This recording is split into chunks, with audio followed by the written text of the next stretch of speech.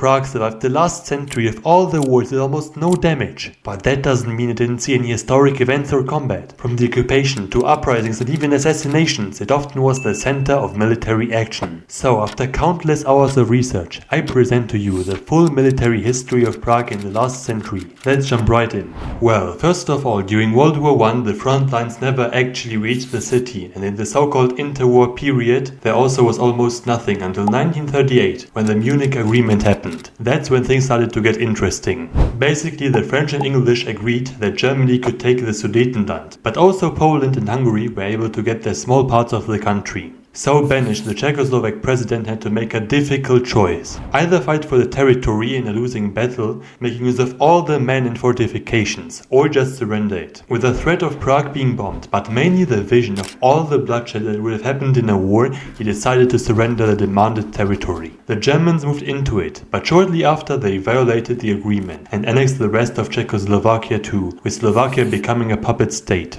So, Prague was safe from German bombing for now, but it was occupied of course, and this led to resistance activities. Because the civilians and the Czech army were disarmed, resistance with weapons was not possible yet. But for example, in October 1939, after the outbreak of the war in Poland, Prague saw demonstrations against the Germans with 2 protesters killed. At their funerals, new demonstrations broke out. There also was a large resistance network called UVOD, which mainly provided information to the British using secret ways through Sweden and the Netherlands. The data was mostly about German troop movements which they observed. This kind of resistance continued well until 1943, but it started to get more difficult from 1941 onwards, because Reinhard Heydrich was now practically put in charge of Czechoslovakia. This marked a huge change of things. As soon as he got the position in the protectorate, he started arresting, torturing and murdering a lot. Not only that, but also important resistance leaders were quickly found and executed. So the British came up with a plan to assassinate him.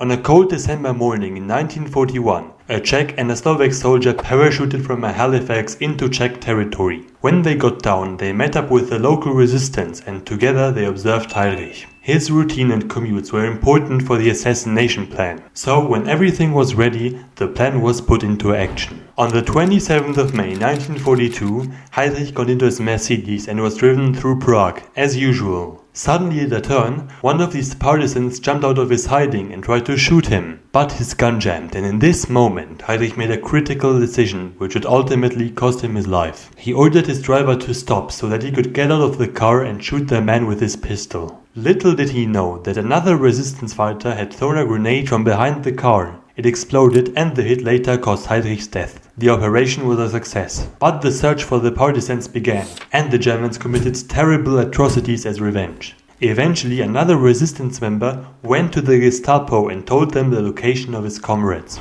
So the Germans surrounded them and a firefight broke out with all resistance fighters dying. Some were killed and others eventually committed suicide after inflicting many casualties on the Germans. All of this had consequences, of course. First of all, Germany cracked down on Czech resistance and terrorized the country even more. However, the good news was that the British withdrew from the Munich Agreement and now saw the Sudetenland as Czech territory. This would help create the country after the war. But let's not get too ahead of ourselves and rather fast forward to May 1945. Hitler had committed suicide earlier and the Allies were closing in on the Czech Republic. The war was almost over and the people in Prague decided that it was time to rise up.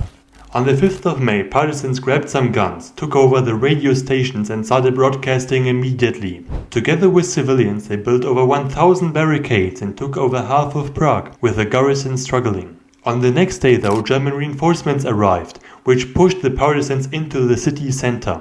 This day was also critical for the historical center, because there had been an order for the Luftwaffe to completely destroy it with firebombs. But this order luckily wasn't executed because a general disagreed.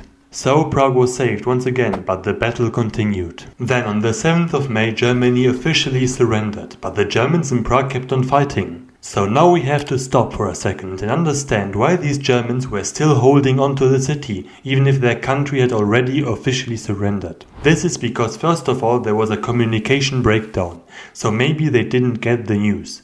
But most importantly, they wanted to negotiate better terms to surrender. This means that they didn't want to be captured by the Soviets, who were infamous for their terrible treatment of German POWs. Because the Czech resistance fighters didn't know the positions of the approaching front lines, and the Soviets purposefully slowed down the advance, the situation became critical for them. We will get to why they slowed down later. But anyways, because of this, the Czech resistance leaders decided to negotiate with the Germans. On the 8th of May, both sides came to an agreement, and most German units laid down their arms. Then they headed westwards along with some German civilians. However, these columns were unnecessarily bombed by the Soviets, causing lots of civilian casualties. Anyways, the next day the Soviets got into the city. They were welcomed by the people and the war was over. Or was it? Well, it turns out that the Soviets had their own interests and that making Czechoslovakia a free country wasn't part of them. That's also why they slowed down earlier, to let more resisting people die. So in 1945, Czechoslovakia became a democratic country, but the people felt betrayed by the West because of the Munich Agreement. In the East, however, the Soviets had liberated most of the country, and so the Communist Party became popular. However, in the following years, the party started losing popularity, so it had to seize power before the next elections. In February of 1948, it was time to act. The Communist Party first took over the police by putting its own people in charge. It used this newly gained power to threaten rival cabinet members who later resigned. Then the president, who already was under lots of pressure, had to watch as the Communist Party declared a state of emergency, which they weren't even allowed to do. Communist militias armed by the Soviet Union stood ready to intervene. 2.5 million workers started striking, and the party now even controlled the radio too. But worst of all, the Red Army itself was ready to attack Czechoslovakia from all directions if things didn't go according to plan. So under all of this pressure, the president nominated a communist government. Czechoslovakia and Prague were once again saved from some destruction, but again at the cost of becoming a dictatorship. Not like they ever had a choice though. Anyways, what followed was brutal. The new puppet government didn't waste any time and immediately the purges began. Many so-called traitors were arrested and non-communist politicians were either sentenced to death or given long prison terms. Some were also murdered, or should I say, committed suicide by falling out of a window. The country quickly became a communist dictatorship with everything centralized under Soviet influence. But it kind of prospered. However, change was coming and Prague would soon find itself in the center of attention once again. After over a decade of being stable, Czechoslovakia gradually entered a crisis in the 1960s. The industrial and agricultural productions began to decline, and the living conditions worsened. Not only that, but also Slovakia was demanding more autonomy. The current leader Novotny failed to resolve these problems, so in 1968 he had to resign. He appointed Dubček for his role, and this is when things changed. For the good.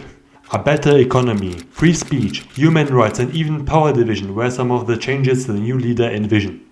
The Prague Spring had started. However, the Soviet Union didn't like these new ideas very much. They feared that this kind of revolutionary mood would swing over to other communist countries and undermine the Soviet influence.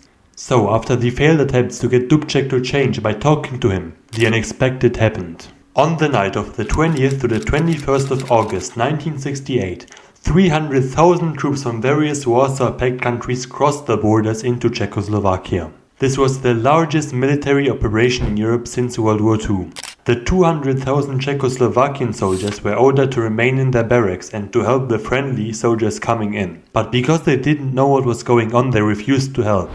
The civilians were told not to resist with weapons too, but that didn't stop them from doing so anyways. Also, many civilians did their best to disorient the invaders. For example, townsends were destroyed or switched with others, and Red Army supply trains were sent to sidetracks. In major cities like Prague, posters were put up to demoralize the advancing soldiers. But nonetheless, these soldiers made their way to Prague. Huge demonstrations broke out. Some people tried to talk to the tank crews, others threw stones, and many chanted slogans. People also created barricades on the streets in forms of buses and cars, but these were no match for the tanks. Sometimes these military vehicles were also set on fire. But the invading forces were overwhelming and they quickly gained control of Czechoslovakia. The reaction of NATO was calm because they wanted to avoid World War III, and despite this the resistance continued. For example, Jan Palach later burned himself alive as a sign of protest in Prague. But now Gustav Husak was put in charge. He purged all of the reformers and undid all the changes. This was the so-called normalization period. But let's look at the military. As a result of the Prague Spring, the Soviets stationed 75,000 troops permanently in Czechoslovakia to control of the military bases and even build new ones. Also, lots of bunkers were built in Prague in case its anti-aircraft network failed. But now, let's fast forward to 1989. The Velvet Revolution has happened. There's no more communism and no more Soviet army presence. Because the economy of Czechoslovakia couldn't afford to maintain all the new bases and systems, they were gradually demolished with only a few remaining until today. Since then there's been peace in Prague, but these important historical events are always remembered. Please let me know your thoughts in the comments, I'm really excited, and don't forget to subscribe if you liked this video. See you in the next one.